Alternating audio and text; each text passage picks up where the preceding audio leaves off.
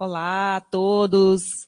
Mais uma vez estamos aqui no nosso bloco agora inicial, né, da gastroclínica. Estamos aqui com o nosso mediador e também nosso palestrante, nosso webconferencista, o professor Milton.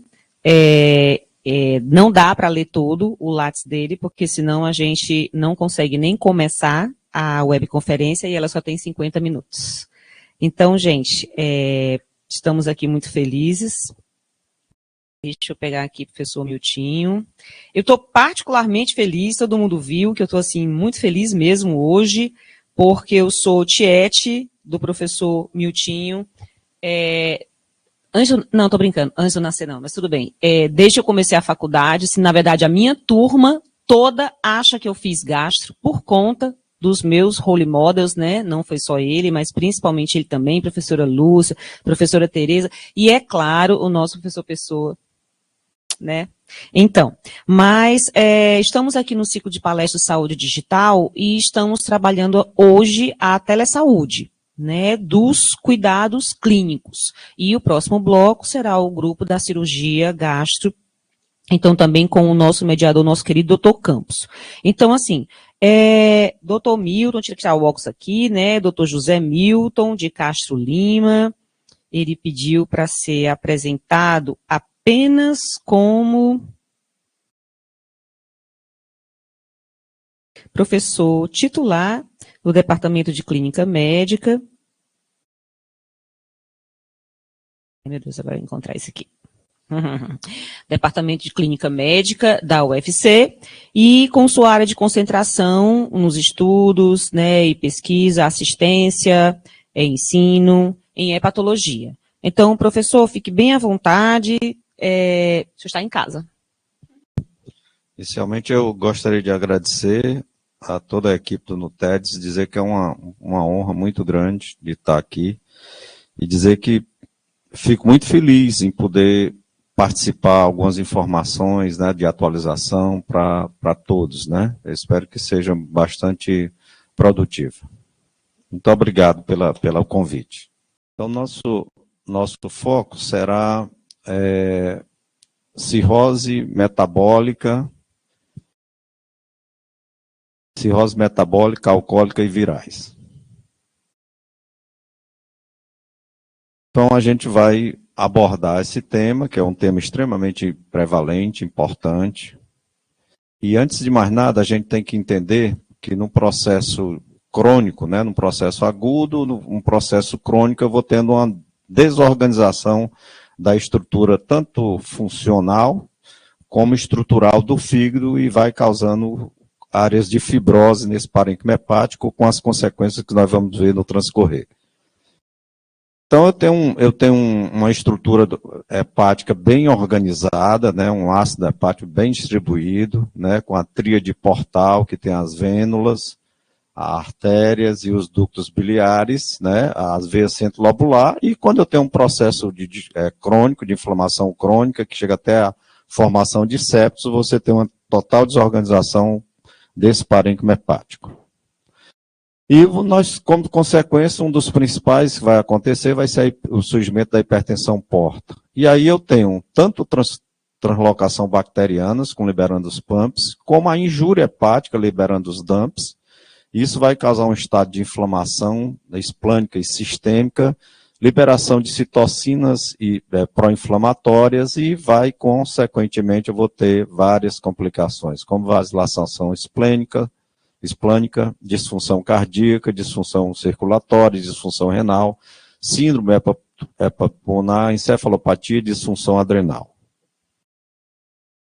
E além do álcool, nós temos pelo menos 17 outras causas que podem cursar cronicamente e a evoluir até a cirrose. Nós vamos nos deter o álcool, o vírus B e o vírus C e a doença hepática esteatótica associada à disfunção metabólica. Mas tem hepatite autoimune, doença de Wilson, hemocromatose e as outras mais. Então, diante de um paciente com ascite, com circulação colateral, com perda de massa muscular, com ginecomastia, com hérnias inguinais, né? Será que nós estamos diante de uma mesma etiologia? Claro que não. né? São etiologias diferentes. Como é que a gente deve manejar o paciente com cirrose? Então, primeiro uma história bem detalhada, fazer um excelente exame físico, pesquisar sinais que nós vamos ver no transcorrer de comprometimento hepático e fazer uma avaliação laboratorial, onde eu vou dosar AST, ALT, gama-GT, fosfatase, INR, eletroforese de proteína, bilirrubina totais frações, hemograma, creatinina, sódio, potássio e alfa-fetoproteína, aqueles pacientes cirróticos. Claro que eu vou depois avaliar também glicose, colesterol, triglicerídeo.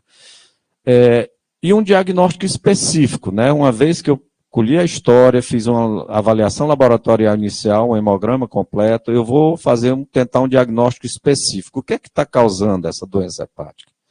Vou ver se tem vírus, né? O vírus A não cronifica, mas é importante no paciente cirrótico eu avaliar se ele já tem prevenção contra o vírus A, porque senão deve vacinar. E o vírus D, a gente vai pensar no vírus D, mas quando o paciente vem de uma região endêmica, no caso a região norte do Brasil, e ele tem HBsAg positivo. A celuloplasmina é para a doença de Wills, pesquisa de anel de Kazé-Flash, hepatite autoimune, hemocromatose e doença cirrose colangite biliar primária. E eu vou ter que ver o estágio em que esse paciente se encontra. Hoje praticamente não se faz biópsia, né? Raramente se faz biópsia, então a gente vai ver avaliação de fibrose por métodos não invasivos. E obviamente eu tenho que fazer um screening nos pacientes cirróticos do ultrassom e alfa-fetoproteína a cada 6 meses. Se o paciente for mostrar que tem um nódulo, eu tenho que fazer uma tomografia, uma ressonância com contraste. Então, partindo do álcool, uma unidade de álcool é mais ou menos 300 ml, 330 ml de cerveja, uma taça de vinho, não é aquela taçona grande, é 100 ml de vinho, ou 30 ml de destilado. Isso é a unidade de álcool. Nas mulheres, seriam 7 unidades de álcool por semana, acima de 14 unidades. Nas mulheres já é um risco para doença alcoólica. Nos homens, um consumo seguro seriam 14 unidades de álcool por semana e acima de 21 já é uma quantidade relativamente importante nesses pacientes. Então, uma unidade de álcool é definida entre 12 a 14 gramas, né, e é quanto o fígado metaboliza em 1 hora. Doutor Milton, é só o álcool é o fator, só o álcool é o que causa a doença hepática alcoólica? Não, é em torno de 10 a 15%, que é uma quantidade grande de pessoas, bebedores moderados, desenvolverão cirrose. E participam, além do álcool em si, dados nutricionais, genéticos, éticos e virais. Essa doença que tem mudado de nome atualmente, antes era doença hepática gordurosa não alcoólica, passou a ser doença hepática esteatótica associada à disfunção metabólica. Ela ocorre quando ocorre um acúmulo de triglicerídeo no fígado acima de 5%, né, na biópsia. E outros fatores de doença hepática crônica não são descartados. Ela é muito prevalente, afeta até 30% dos adultos e 10% das crianças americanas. O nome mudou, MESLI, que é a doença hepática esteatótica, para tirar o termo gorduroso, tirou o termo gorduroso, que era muito pejorativo, ficou esteatótico, né? E a principal causa de óbito nesses pacientes, né, do MESH, que é exatamente o distúrbio cardiovascular. E é um problema crescente, 20 a 35% da população geral, e o grau de fibrose, além da gordura, o grau de fibrose é que vai determinar a progressão e as comorbidades nesses pacientes. A prevalência de fibrose avançada é estimada em 3 a 4% na população em geral, chegando a 20% em populações especiais, né, e em centros especializados. E aí a brincadeirinha, né, já mudou de novo o nome? Não, antes era NAFLD, era não alcoholic fat liver disease, mas aí esse não alcoólico, né, e gordura, aí em 2020 passou para metabólico, disfunção associada a fat, mas ainda tinha gordura. E agora, 2023, depois de muita discussão, ficou doença hepática esteatótica associada à disfunção metabólica.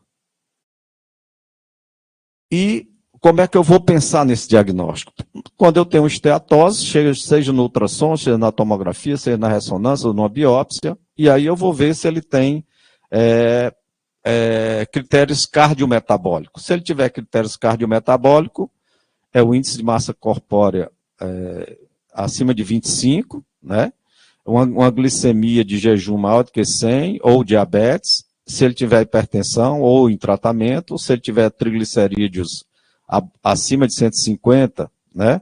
Ou tiver um HDL baixo, qualquer um desses fatores associado à esteatose já preenche o critério. Se ele não tem nenhum desses critérios, eu vou pensar que ele está associado outras doenças esteatóticas, como criptogenética, outras doenças como relacionada com drogas ou doença de Wilson. E o que é importante a gente entender é que essa doença gordurosa, ela tem um fator de risco muito importante cardiometabólico. Por quê? Porque obesidade, resistência insulínica, diabetes tipo 2, hipertensão arterial, dislipidemia, e isso faz parte do contexto de risco da doença gordurosa, e a principal causa de óbito nos pacientes com doença gordurosa é exatamente o risco cardiovascular.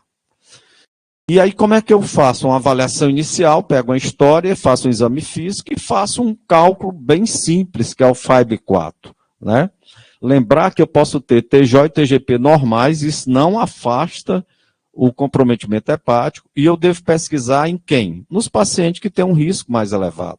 Diabetes tipo 2, obesidade, história familiar de cirrose, síndrome metabólica, 2 ou mais, agora é só 1 ou mais, pelo menos um daqueles critérios de síndrome metabólica, antes eram 2. Filhos cujos pais apresentam doença hepática não alcoólica devem ser oferecidos a avaliação também. E esse cálculo é facílimo, né? E deve ser utilizado por quê? Porque usa quatro parâmetros básicos, que é a idade do paciente, a ST, a plaquetas e a raiz quadrada da ALT. Isso tem num site qualquer, você pode acessar, e aí você vai estratificar. Se ele tem um FIBE-4, né, menor do que 1,3, tem pouca possibilidade de fibrose. Em pacientes acima de 65 anos, em vez de ser 1,3, é 2. Se ele tem um FIBE-4 maior do que 2,7, sugere presença de fibrose avançada, esse paciente tem que ser orientado a procurar uma unidade que possa fazer um acompanhamento melhor. E o indeterminado? Esse aqui é que vai precisar realmente de uma avaliação complementar. E aí a gente hoje utiliza um método não invasivo, que é a elastografia. Então, esse método do FIBE-4, ele é muito referendado, inclusive pelo ISO e os guidelines também da endocrinologia. Então, isso é um dos guidelines da endocrinologia, que é muito importante. Avaliar o grau de fibrose, ele usa exatamente o FIBE-4, menor de que 1,3, pouco risco, aí você acompanha 2 ou 3 anos. FIBE-4 maior do que 2,7, alto risco, esse deve ser oferecido um acompanhamento mais pelo setor especializado. E o intermediário, eu vou fazer uma elastografia ou um ELF, que a gente não dispõe com tanta facilidade, mas graças a Deus a elastografia está se tornando um método relativamente mais simples, inclusive com perspectiva do setor público, nós já temos aqui no Hospital das Clínicas, mas no Estado também de oferecer elastografia nesse grupo aqui, que é o grupo intermediário. E aqui é o FibroScan, que é um método inicial da elastografia, e o método do AF, que aqui o nosso querido professor Jesus, que ele faz um módulo B e faz umas medidas também. Graças a esse método, a gente pode estratificar o grau de fibrose hepática, né? O ultrassom. O ultrassom ele pode ser utilizado inicialmente num paciente que tem a esteatose. Eu faço uma comparação da ecogenicidade hepática com o do córtex renal. Vocês veem que a ecogenicidade hepática aqui é muito mais brilhosa, o que sugere esteatose. Mas o ultrassom não é um método tão importante, porque tem que ter pelo menos 30% de esteatose para você detectar. Mas é um primeiro passo.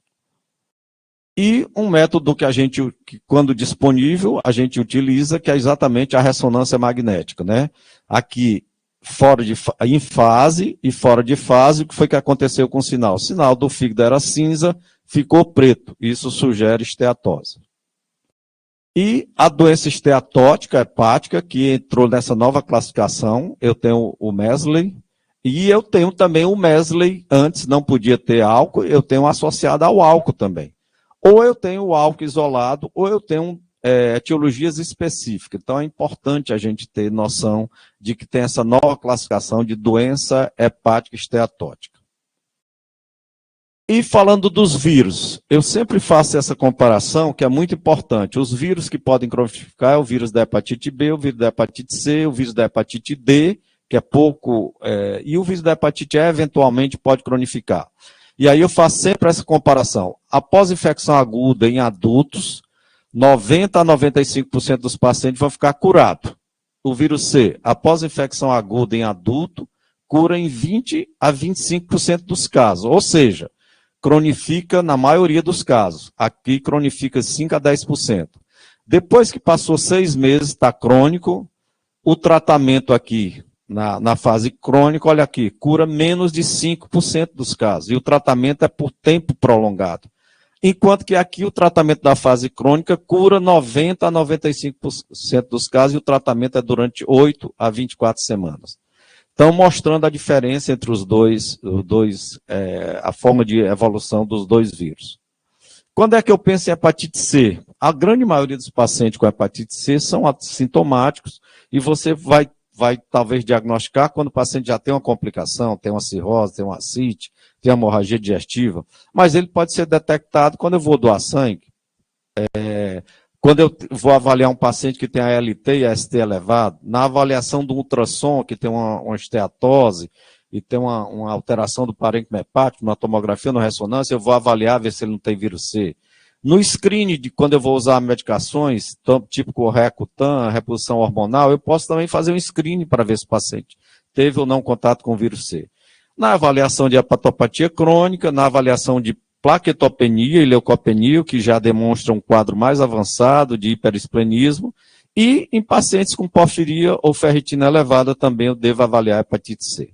Aqui, mostrando uma manifestação, né, uma crioglobulinemia mista, né, com síndrome nefrótica, com lesões ulceradas, por vírus C, porfiria cutânea tarda, por vírus C, Lincoln plano por vírus C, vasculites. Então, essa é uma manifestação bem grave, né?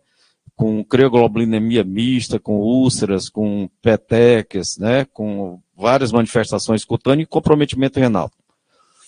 Quais são, o que é que nós temos de esquema terapêutico para tratar hepatite C? Hoje, o tratamento, como a gente falou, eu tenho que primeiro saber se o paciente foi tratado ou não previamente. Se ele não foi tratado previamente e não tem cirrose, a primeira opção é o velpatasvir com sofosbuvir, 12 semanas.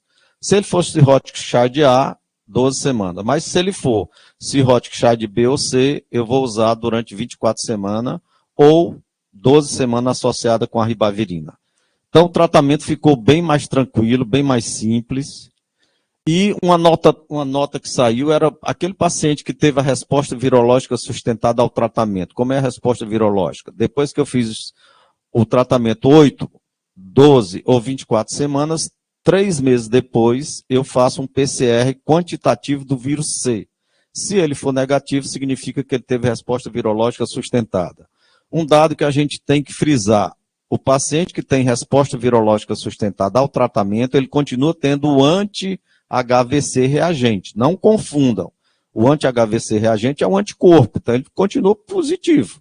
Só que o que eu vou analisar é se ele tem ou não PCR quantitativo negativo, né? Se ele tiver o PCR quantitativo, ele respondeu.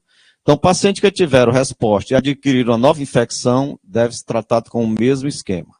Hoje não se usa mais o genótipo, exceto em crianças, né? O genótipo não precisa mais, porque as drogas são pangenotípicas. Agora, se o paciente foi tratado previamente com drogas de ações diretas contra o vírus da hepatite C, o esquema muda. Passa a ser Clencaprevir com Piprensitravir por 16 semanas, com ou sem ribavirina, tanto no sem cirrose como no cirrótico, e no caso do cirrótico CHAD B ou C, aí não, ele não pode usar o Previ, nenhum dos Previ pode ser usado no cirrótico CHAD B ou C, aí volta a ser o Velpatasvir com Sofosbuvir por 24 semanas, com ou sem ribavirina. O grande problema é que nós precisamos melhorar o tratamento em criança. Ainda bem que a prevalência em criança é pequena, que ainda está se usando interferon, enquanto que o restante do mundo, na Europa, principalmente nos Estados Unidos, não se usa mais interferon. Usa as drogas que são utilizadas também em adulto. E quando é que a gente tem contraindicação ao uso dessas drogas? Em pacientes que fazem uso de carbamazepina, feniltoína, fenobarbital, eles não podem utilizar, né? Então você tem que conversar com o neurologista para ver se consegue trocar. Regimes contendo sofosbuvir não pode ser utilizado se o paciente faz uso de amiodarona, também não pode. Naqueles pacientes com cirrose CHAD B ou C, ou naqueles que já apresentaram episódio de descompensação, não pode utilizar esquema que contém inibidores de protease, que é o Previ, né? É o Clencaprevir e o Voxilaprevir. E na gravidez ainda não está liberado também. E a hepatite B? Eu começo pelo fim. A vacina é extremamente eficaz, mas ainda a gente tem um grande número de pessoas que não foram vacinadas, né? O Brasil é de intermediária prevalência, com exceção da região amazônica, que tem alta prevalência. A principal forma de transmissão é sexual, via sexual, sem uso de preservativos, mas pode ser parenteral, uso de drogas, compartilhar agulhas, seringas, o canudo, e a transmissão vertical da mãe para o bebê, que hoje em dia toda mãe, ao fazer o seu pré-natal, ela faz pesquisa para vírus B, vírus C, HIV, sífilis. Uma vez que deu positivo para o vírus B, essa gestante tem que ser acompanhada e o neném ao nascer tem que vacinar a vacina contra a hepatite B, primeira dose, e a gama-globulina hiperimune. E por que isso? Porque o risco, quanto mais precoce o sistema imunológico, ou seja, se entrou em contato durante a gestação e não faz a profilaxia ao nascer, 80 a 90% vai cronificar. Se ocorre o contato na primeira infância, menos de 10 anos de idade, 20 a 30% vão cronificar. E no adulto, 5 a 10% vão cronificar. E é importante a gente ter uma noção dos marcadores sorológicos, né? O hepatite B, superfície, hepatite C, core, hepatite E o HBV DNA. Isso são os antígenos. Contra o antígeno S, eu faço o anticorpo, que é o anti-HBS, que vai me dizer que tem cura, e a vacina também só vai ter esse marcador.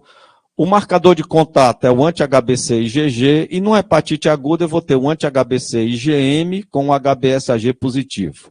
E no crônico é que vai ter importância eu saber se ele é E ou ele é anti-E, e no crônico é que é importante eu saber a carga viral para me poder ter uma noção. Então, isso mudou também. Uma vez que o paciente tem HBsAg positivo de mais de 6 meses, o que é que eu tenho que fazer? Saber se ele é E ou se ele é anti-E. Se ele for E, eu vou ver a ST-ALT, se for persistentemente normal, e o grau de fibrose for F0 ou F1, mesmo com a carga viral muito elevada, a gente chama infecção crônica. Se ele for positivo, com transaminase, pelo menos 2 vezes o limite, mas com grau de fibrose importante, F2, F3 ou F4, e uma carga viral maior do que 2, eu chamo isso hepatite crônica. Se ele for anti-E e tiver transaminases normais, igual a esse, tiver grau de fibrose bem baixo e uma carga viral bem baixa, ele também é infecção crônica. Se ele tiver transaminases semelhante a esse, pelo menos 2 vezes o limite superior, grau de fibrose F3, F4, F2, F3 ou F4 e carga viral maior do que 2, hepatite crônica e cirrose, e aí eu vou usar tenofovir ou entecavir, se não for disponível, e o entecavir, se ele for cirrótico CHAD B ou C, é 1 grama ao invés de ser 0,5. Então isso mudou, porque antes o nome desse aqui era imunotolerante, e o nome desse aqui era portador crônico inativo do vírus B. Qual é a importância dessa classificação? Primeiro, todos os contactantes sexuais devem ser avaliados para ver se tem defesa. Se não tiver defesa, deve ser vacinado. Esse paciente que é infecção crônica, ele tem que ser acompanhado a cada 6 meses a 1 ano, porque ele pode vir para cá. E esse paciente que tem infecção crônica HBE positivo, 6 meses a 1 ano, porque ele pode vir para cá. Quando é que eu trato esse grupo? Esse grupo eu vou tratar principalmente na gestante, se ela tiver no terceiro trimestre mais do que 200 mil, eu tenho que fazer o tenofovir, começar o tenofovir. Se tiver histórico familiar de carcinoma hepatocelular, eu também devo tratar, e adulto e homens acima de 40 anos também deve ser tratado. Esse aqui não, esse aqui a gente acompanha. E como é que eu vou avaliar o grau de fibrose? Eu vou usar método não invasivo, a gente já falou do FIBE4, vamos usar elastografia, ultrassom abdominal, se já tiver hipertensão porta, endoscopia, se tiver varize, menos hoje em dia a avaliar a biópsia hepática. Aqui só um detalhe do estágio de fibrose pela biópsia hepática, que a gente utiliza o Metavir, F0 é sem fibrose, F1 a fibrose restrita aqui, F2 a fibrose já começa a expandir um pouquinho, F3 tem septos finos e F4 já tem septos. Essa é a mesma classificação que utiliza, adapta na elastografia. E aqui a elastografia, o FibroScan, é um método que você faz as medidas, né? E aí você vai avaliar indiretamente, sem submeter o paciente a nenhum risco. Quando eu tenho hipertensão porta clinicamente significativa, antes a gente só tinha essa maneira de avaliar, mas é um método não invasivo, que eu tinha que fazer uma sondinha, fazer uma medida direta na veia hepática. Essa agora com a elastografia, se ela der acima de 20, eu chamo isso de doença hepática cronicamente avançada. E o ultrassom abdominal não é útil, doutor Milton? É claro que o ultrassom continua sendo útil, principalmente com Doppler, e aí eu vou ver o fluxo hepatopetal, ele se aproxima do transdutor, se aproxima do fígado, ele vai ficar vermelho, quando ele se afasta do fígado, a hepatofugal fica azul. Então, isso aqui é um fluxo hepático normal, e esse aqui é um fluxo hepatofugal. Ele se afasta do fígado, ele fica azul. A via porta, o diâmetro é até 12 milímetros, a veia esplênica menor do que 10 e o baço menor do que 12 centímetros. A hipertensão porta, eu tenho no cirrótico tanto hipertensão porta como insuficiência hepática. E da hipertensão porta eu posso ter varize de esôfago, ascite, encefalopatia, ácido hepatopulmonar, porto pulmonar, hiperesplenismo,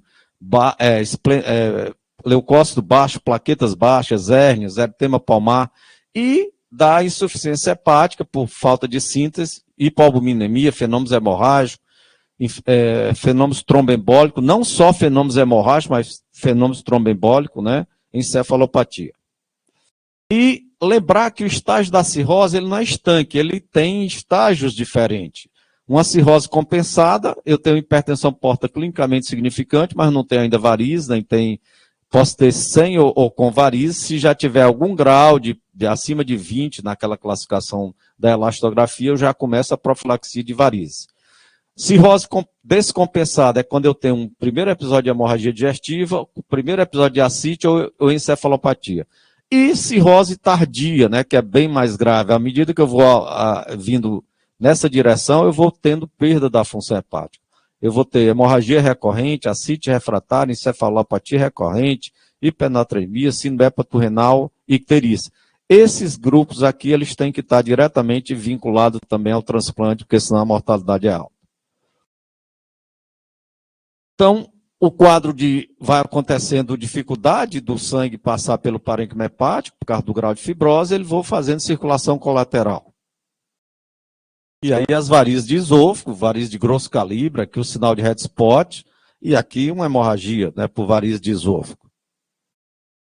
Aqui a ligadura elástica, além do mais eu faço a terlipressina ou a somatostatina e uso antibiótico, porque uma vez que o paciente teve hemorragia digestiva, tem ascite, ele tem um risco de fazer peritonite bacteriana espontânea. Uma vez que eu tratei, aí o paciente tem que estar na unidade de terapia intensiva. Uma vez que eu trato o episódio agudo de varize de esôfago, do sangramento, eu tenho que usar uma profilaxia com beta-bloqueador, propanolol e hoje em dia mais o carvedilol.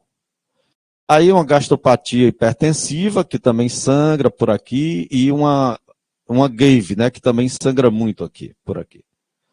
Hemorragia digestiva por ruptura de varize, o que é que a gente tem que fazer? O paciente tem que estar internado, proteger vias aéreas, transfundir só se uma hemoglobina estiver abaixo de 7 e deve manter não 12. Eu vou fazer a hemoglobina chegar em 12. Não, porque aí você tem um risco de romper novamente. Faz a terlipressina, a somatostatina, ligador de varize de esôfago, e vou começar, se o paciente não responde a essas medidas, tem indicação de fazer o tipo, mas isso é uma etapa a posteriori, fazer a profilaxia secundária do propanolol e a ligadura elástica, e propranolol ou carvedilol mais ligadura elástica. E avaliar também esse paciente no grupo de transplante.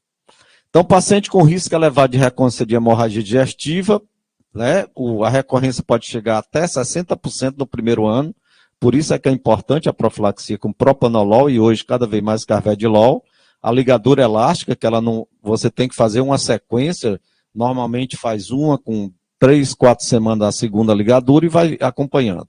Nos pacientes CHAI de PUC A e B, deve-se associar a simvastatina de 20 a 40 miligramas. No CHAI de C não está liberado, mas porque esses pacientes diminuem também a hipertensão porta. E o TIPS naqueles pacientes é um dado mais importante, mas aí naqueles pacientes que falham, que não estão respondendo ao propanolol e à ligadura elástica, tem indicação de você tentar o TIPS se for disponível. E, logicamente, fazer uma avaliação para o transplante. O Baveno é um encontro, já está na 7ª edição, o que é que eles mostram? Que plaquetas acima de 150 mil, e se tiver uma elastografia menor do que 20, não precisa fazer endoscopia para ver se o paciente tem varizes, né? Cirrótico sem varize, repetir a endoscopia a cada 2 anos. Cirrótico compensado com varize de fino calibre, repetir a cada 1 a 2 anos e começar a profilaxia. E aí, mesmo de fino calibre, que a gente achava que não, mas se ele tem risco, se ele é um CHAI de C, ou red spot, tem indicação de começar a fazer profilaxia com propanolol ou carvedilol. E varize de grosso calibre tem um risco maior, né, de sangramento, profilaxia medicamentosa ou ligadura elástica. Lembrar que a flora intestinal, ela participa, né, e um paciente que tem cirrose, ele tem uma desorganização, ele tem uma disbiose, e isso contribui para peritonite bacteriana espontâneas, infecções, né, e infecções urinárias, infecções pulmonares. E o surgimento de ascite, às vezes, não, besteira, ele tem um ascite, besteira não. Olha o que é que acontece com a sobrevida desses pacientes. Em 5 anos, se não for transplantado, menos de 25% vão estar vivos, né? Então, a gente classifica em grau leve, moderada ou volumosa. O leve, a gente só faz uma orientação dietética. Moderada, a gente começa uma dieta com 4 a 6 gramas de sal e começa a espironolactona, o aldactone, 50 a 100 miligramas, associado ou não à furosemida. E vai vendo. Ele deve perder, se ele não tiver edema, no máximo meio quilo por dia. Se tiver edema, até 1 quilo por dia. Não pode ter uma perda superior, porque senão acaba tendo outras complicações. E na ascite volumosa, além da dieta hipossódica, paracentese de grande volume, 5 a 10 litros, com reposição de albumina, né? E algumas outras medidas. Então, aqui a ascite, não ascite volumosa, uma circulação colateral, aqui uma sinal da poça, ascite de pequeno volume. Então, ascite não complicada, né? Você faz a classificação. Complicada, pode ser complicada por peritonite bacteriana espontânea, ou pode ser de síndrome hepatorrenal, ou pode desenvolver uma ascite refratária. Então, como nós vimos, dieta com pouco sal, orientar um pouco, pode colocar cebola, limão, para melhorar um pouco o paladar, porque senão o paciente diz que não tem sabor nenhum, não tem nem sal na minha comida, eu não tenho sabor nenhum, como é que eu vou comer? Então bota um pouquinho de pimenta, se o paciente não tem intolerância à pimenta, cenoura, cheiro verde, limão, alho, para dar um pouco mais de sabor. Começa com diurético e vai observando a resposta.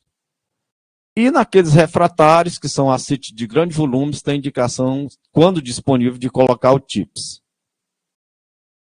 Isso é uma homenagem ao nosso mestre, João Barbosa Pires de Paula Pessoa, que introduziu a gastroenterologia e foi mestre de todos nós, né? Ele fazendo uma paracentese, em que no estudo do líquido acítico é importante eu fazer a dosagem das proteínas totais, fazer uma pesquisa de GRAM, a cultura do líquido acítico e pesquisa de células neoplásicas. Esse é o aspecto clássico do líquido amarelo citrino, sugestivo de hipertensão porta, e eu tenho que fazer o gradiente, o GASA, gradiente albumina soroacítio. Quando ele é maior do que 1,1, a gente chama elevado, geralmente é cirrótico ou é de origem cardíaca. Quando é abaixo de 1,1, eu tenho que descartar carcinomatose e tuberculose. Então, é muito importante esse dado para a gente avaliar. Um GASA menor do que 1,1, eu tenho que investigar. Eu tenho que fazer tomografia, ressonância, às vezes, inclusive, laparoscopia diagnóstica e, às vezes, prova terapêutica para tuberculose. E a profilaxia da infecção da peritonite bacteriana espontânea. Naqueles pacientes que nunca apresentaram, mas que têm o estudo do líquido acítico com uma proteína muito baixa, tem um Child-Pugh 9, tem bilirrubina elevada, creatinina elevada e sódio baixo, deve-se fazer a profilaxia com norfloxacin. E aqueles que têm já tiveram um episódio de hemorragia digestiva, a gente chama profilaxia secundária, tem que fazer o norfloxacin diariamente, à noite, até que o paciente seja transplantado. Então, peritonite bacteriana espontânea na comunidade, cefalosporina de terceira geração, clavulin ou pipero mais tazobactam. Se for nosocomial, aí não, aí a gente tem que usar drogas mais multiresistentes, né? E fazer também, nesses pacientes nosocomiais, albumina, que melhora mais a resposta. Então, eu faço 1,5 grama por quilograma de peso no primeiro dia e no terceiro dia 1 grama por quilograma de peso, durante 5 a 7 dias do tratamento da peritonite bacteriana espontânea. Eu posso ter também uma pleurite bacteriana espontânea, quando eu tenho hidrotórax com febre e a cultura do líquido acítico é positiva, ou um hidrotórax mais febre. Então, esses pacientes também precisam ser tratados com antibiótico. O aspecto hemorrágico do líquido acítico pode ser trauma, pode ser neoplasia, tuberculose e, menos frequentemente, cirrose. E a citiquilosa, que vou encontrar principalmente em neoplasias, linfoma, tuberculose, trauma, né, raramente em cirrótico. E um outro grande problema no paciente cirrótico é exatamente o comprometimento renal, é a acute kidney injury, né? Se essa injúria renal, ela progride, né, para uma injúria renal persistente, aumenta em 10 vezes a mortalidade desse paciente. E aí a gente vai pensar em quê? Quando eu tenho um aumento de 0,3 miligrama no nível de creatinina. Olha como é pouco. A creatinina, doutor Milton, é 0,8. Aí ela passou para 1,2, mas ainda está dentro da faixa. Sim, mas aumentou. Era 0,8, aumentou mais do que 0,3. Ela já tem uma injúria renal aguda, né? Então a gente tem que descartar infecção, cirurgia, dose de diurético, dose excessiva de lactulona, hemorragia, drogas nefrotóxicas. E isso é que é importante a gente lembrar, é um aumento pequeno, mais do que 0,3 nas 48 horas, ou um aumento de 50% em relação à creatinina basal. Tá certo? Se acontecer isso, você já tem que ficar atento, ok? Aí tem os estágio 1, o estágio 2, quando é 2 a 3 vezes a creatinina basal, e o estágio 3 é mais grave. Aí o que é que a gente tem que fazer? Tentar retirar o possível fator desencadeante, tentar fazer uma tentativa com terlipressina e albumina. Se após 3 dias a redução da creatinina for menor que 25 e não apresentar efeitos colaterais sérios, né? Aumentar a dose começa com 0,5 a 1 miligrama de terlipressina, isso logicamente o paciente tem que estar internado, e 2 miligramas se não houver essa resposta a cada 4 a 6 horas. Suspender se após 14 dias não houver melhora da função renal. Efeitos, tem que ter cuidado com efeitos isquêmicos, bradicardia e taquiarritmia, por isso é que isso tem que ser utilizado em esquema hospitalar e com reposição de albumina. A outra droga, que é mais barata, a noradrenalina, poderá ser utilizada também. E as complicações hemorrágicas, seja hemorragia digestiva, seja quimose, seja sangramento gengival, hematura, enterorragia, hematoma, e está se falando cada vez mais das complicações trombóticas, né? Só se falava de complicação hemorrágica, mas olha aqui um trombo, um grande trombo aqui, né, nesse paciente. E o outro dado importante que a gente tem que lembrar é a encefalopatia, né? Aqui um paciente com eritema palmar, com FLEP, com ginecomastia, hálito hepático, sonolência, desorientação, não sabe onde é que está, não tem rigidez de nuca, tem que pensar em encefalopatia. E há um dado que tem chamado muita atenção no paciente cirrótico, no paciente, é a sarcopenia. Olha, isso aqui representa a musculatura de um indivíduo normal. Olha como é que está a musculatura aqui. Além da ascite, né? Olha a musculatura. Então, isso tem sido muito trabalhado também e melhorado a nutrição desses pacientes. Cuidado para um paciente cirrótico, não tudo você achar que é encefalopatia. Esse aqui tinha tido uma queda, não lembrou de falar e tinha um hematoma aqui. Então, não, ele tinha uma encefalopatia, mas era por uma queda que ele teve e fez um sangramento, né? A gente pode fazer alguns testes, né? Assinatura diária, você vai vendo, pedir para ele desenhar uma estrela, ligamento de pontos, e você vai acompanhando esses pacientes. Quais são os fatores precipitantes da encefalopatia hepática? Infecção, sangramento, dose elevada de diurético, distúrbio hidroeletrolítico, constipação, piora, né? Medicamentos psicoativos, tem que ter cuidado para centese de grandes volumes, desidratação e uma dieta muito rica em proteína, embora hoje a gente deixe mais ou menos em torno de 1 a 1,5 grama por quilograma peso de proteína. Antes a gente achava que não podia fazer proteína de jeito nenhum, mas hoje em dia a gente continua, deve fazer. E o tratamento da encefalopatia. Primeiro, identificar e tratar os fatores desencadeantes. Manter uma parte calórica ou a proteína, que antes a gente não queria fazer, é de 1,2 a 1,5 grama por quilograma peso. Se o paciente piora muito, aí a gente reduz, mas se não, mantém isso aqui. Grau 3 e 4 pode necessitar passar a sonda nasoenteral. Geralmente não precisa. A lactulona, o Epamex, né?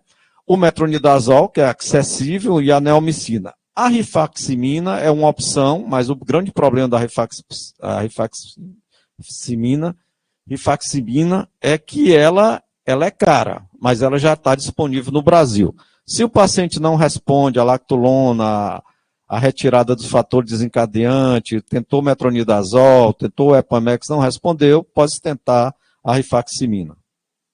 E o hidrotórax também é uma complicação que pode acontecer em relação à cirrose, a hipertensão porto-pulmonar, principalmente o paciente que tem começa a ter dispneia, desencadeada fadiga, palpitação, tem que lembrar dessa entidade também. E a síndrome hepatopulmonar, né? Principalmente eu vou ter platipneia, que é aquela sensação da dispneia ao sentar ou ficar em pé, o paciente piora, né, da coisa. Aí a ortodoxia, que é uma queda do PO2 quando se senta ou levanta, voltando ao nível anterior ao deitar. Então, lembrar da síndrome hepatopulmonar que pode acontecer nos cirróticos. E um teste relativamente simples, acessível, é o ecocardiograma transitório com microbolhas. Aqui você vê passagem, depois do terceiro ao sexto ciclo, várias microbolhas, né, em câmara esquerda. Isso fala exatamente da síndrome hepatopulmonar. Os baqueteamento digital, cianose, né, olha aqui o baqueteamento digital nesse paciente, né, olha o pé, como é que está aqui também no cirrótico. E uma maneira importantíssima que todo paciente cirrótico tem que ser classificado é a classificação de Child-Pugh, que a gente chama BEATA, bilirrubina, encefalopatia, ascite, TAP e albumina. Mas, doutor Milton, eu não vou decorar, não. Eu não vou saber disso aqui, não. Não tem problema. Tem um sitezinho, você entra lá, no seu celular, você classifica. Então, eu posso ter, se todos esses parâmetros forem 1, eu tenho um A5. Se todos esses parâmetros forem 3 pontos, eu tenho o C15. A partir de B7, já tem que ficar observando, porque ele já tem uma reserva menor. A partir de B7, eu já tenho que pensar a ficar olhando esse paciente também com a perspectiva de transplante. Eu preciso gravar isso aqui, doutor Milton? Não, precisa não, porque você pega na internet, pega num aplicativozinho no seu celular e você classifica. Mas é importante você lembrar da BEATA. A5, A6, B7, B8, B9, C10, C11, C12, C13, C14, C15. E a outra classificação é o score MELD, está ali eu calculando ali, ó, ligando, é bem fácil, ó. É a BIC, caneta BIC, é bem fácil, ó. É 10 vezes logaritmo neperiano da creatinina, vezes logaritmo neperiano da bilirrubina. Claro que eu não vou fazer esse cálculo aqui, porque tem aqui, né? Ele varia de 6 a 40. Quanto maior o MELD, menor a sobrevida. Então, MELD acima de 30, ó, a sobrevida, se não for transplantado, pequeno, vai tendo uma mortalidade muito alta. E o MELD, ele é utilizado exatamente na priorização do transplante. Aqueles do grupo sanguíneo A, o que tiver o MELD maior é que vai ser transplantado, mais precoce. O que é que eu tenho que fazer nos pacientes cirróticos? Screen de CHC, né? Lembrar que nos pacientes que têm a doença metabólica associada à esteatose, eles podem ter um risco de CHC, mesmo se ainda tem uma cirrose clássica. E aqui mostrando uma ressonância, aqui é mostrando a tomografia, uma imagem cística que não capta nada, e aqui uma ressonância magnética que com uma imagem que capta rapidamente na fase arterial e limpa rapidamente na fase venosa, que a gente chama o washout. Isso é carcinoma hepatocelular. Carcinoma hepatocelular é mais comum quando apresenta cirrose hepática, um risco de 2 a 4% ao ano. Lembrar que na doença gordurosa pode desenvolver mesmo sem ainda ter cirrose, né? Então eu tenho que fazer um screen, aqui mostrando uma captação, uma lesão nodular, captando rapidamente na fase arterial, limpando rapidamente na fase venosa. E os critérios de Milão é para um paciente que tem CHC, é um nódulo único de até 5 centímetros ou até 3 nódulos menor do que 3 centímetros de diâmetro cada, desde que não tenha trombose neoplásica no sistema porta e não tenha metástase extrahepática. Esses pacientes têm indicação de entrar na fila de transplante. E lembrar que o transplante é doação, você é vida, e você restaura a vida de uma família desses pacientes. As mensagens finais, todo paciente cirrótico tem que avaliar a etiologia, avaliar a reserva funcional, MELD, mel de sódio, chá de PUC, orientar a alimentação em relação ao sal, gorduras, orientar o uso de medicações, principalmente anti-inflamatórios, tem que ter muito cuidado com o uso de anti-inflamatório.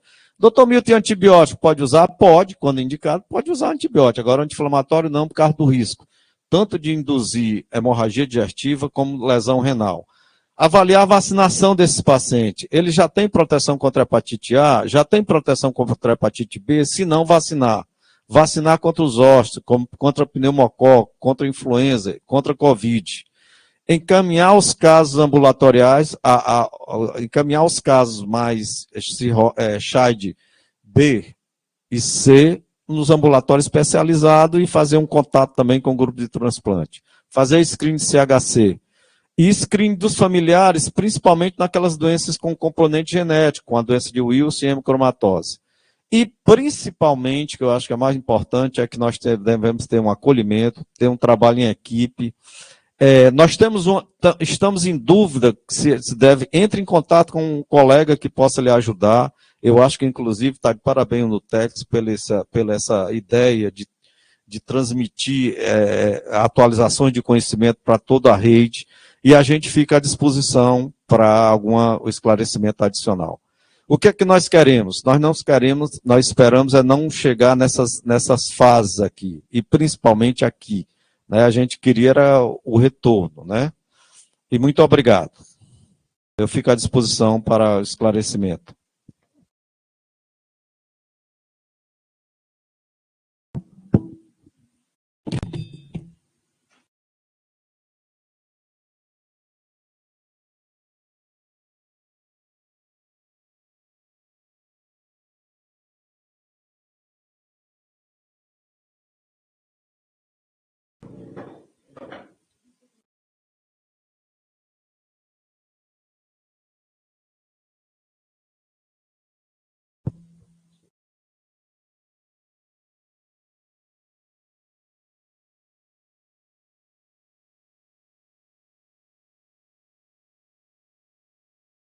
Sou excelente. Eu acho que as dúvidas, elas vêm de do dia a dia da gente, né? Ou seja, do colega que está lá na ponta, que precisa, ou através da sua equipe, não necessariamente o médico, né, professor? Às vezes tem o reconhecimento através do ACS, às vezes o reconhecimento vem através de um enfermeiro, né, de um técnico de enfermagem, né, isso, da estratégia, às vezes os generalistas que não estão na estratégia, mas estão longínquos, né, às vezes sem conectividade nenhuma, mas que precisam reconhecer e definir naquela estratificação de risco se aquele paciente fica com ele, ou o paciente vai para uma complexidade secundária, que é o ambulatório especializado, ou então que precisa ser regulado através, né, de uma remoção, né, então assim, ou então se o paciente precisa ter uma descompensação que precisa ser resolvida,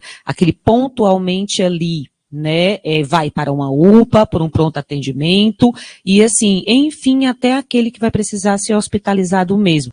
Professor, qual seria aquela mensagenzinha enxuta que o senhor poderia falar aqui para esses colegas depois de eu ter brindado a gente com tantas informações, e eu acredito que é uma webconferência que a gente vai ter que assistir várias vezes, né, e às vezes vai servir também de guia, né, porque a gente às vezes está numa situação de, eu vou voltar para aquela apresentação do professor Milton, mas assim, então assim, enxugando mesmo aquela take home message, como é que o senhor diria então para aquele, assim, olha, não pode deixar passar isso.